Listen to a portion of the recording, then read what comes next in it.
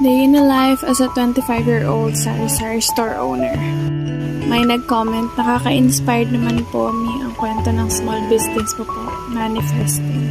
Sobrang natutuwa ako na maraming na-inspired dun sa last kong post about sa sari-sari store journey ko. And eto kami ng in-laws ko habang busy sa tindahan, habang nagre-restock kami.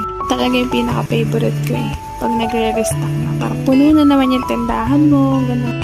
Tapos, ang busy-busy nyo, hindi mo nararamdaman yung pagod kasi ang daming stock, ang dami nyong gagawin.